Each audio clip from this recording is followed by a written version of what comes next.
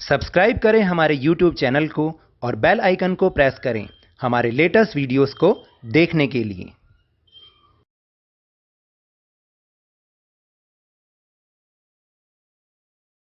Hello and welcome to Lavneesh Sir की class. This is Directorate of Education GNCT of Delhi's worksheet number 8, and it is only for class 10 students. It has taken from the subject Social Science Geography, lesson number 5, Minerals. Topic is Distribution of Important Minerals. So students, आज की इस worksheet में हम lesson 5 Minerals से Distribution of Important Minerals के बारे में कुछ सीखने वाले हैं. So without wasting our time, let's start and understand with me. देखिए, लास्ट वर्कशीट में हमने बात की थी कंजर्वेशन ऑफ रिसोर्सेज की, और इस वर्कशीट में हम बात करेंगे डिस्ट्रीब्यूशन ऑफ इम्पॉर्टेंट मिनरल्स की, यानी कि इंडिया में इम्पॉर्टेंट मिनरल्स का डिस्ट्रीब्यूशन किस तरह से है. सो आज की इस वर्कशीट में हम यही सीखने वाले हैं. तो देखते हैं एक बार. Distribution of important minerals is given on the political map of India. Read them carefully and try to locate them on the outline map of India. आपको क्या करना है कि यहाँ पर एक पॉलिटिकल मैप ऑफ इंडिया दे रखा है जिसमें इंपॉर्टेंट मिनरल्स का डिस्ट्रीब्यूशन दिखा रखा है. आपने उसको ध्यान से पढ़ना है और फिर जितने मिनरल्स इसमें 3 या 4 मिनरल्स इसमें, उतने ही आप ब्लैंक पॉलिटिकल मैप ले आइए इंडिया के और उसमें इनको फिल आउट करने की कोशिश करें और फिर अपने टीचर को उसकी फ़ोटो खींच के भेजिएगा. तो मैं आपको एक बार ये मैप शो कर रहा हूँ.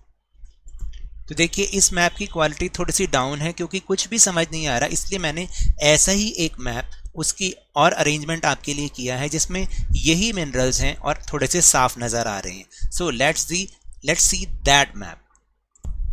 सो आई थिंक ये आपको ज़्यादा क्लियर होगा. इस तरह से आपने ये आयरन ओर फील्ड्स के लिए हैं. देखिए, ये जो शेडिंग एरिया है, फिर जो रेड ट्राइंगल है विच डिनोट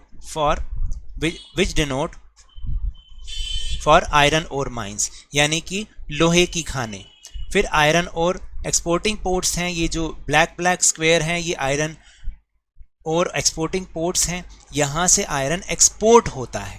ठीक है. और फिर मैंगनीज है, बॉक्साइट है और माइका है.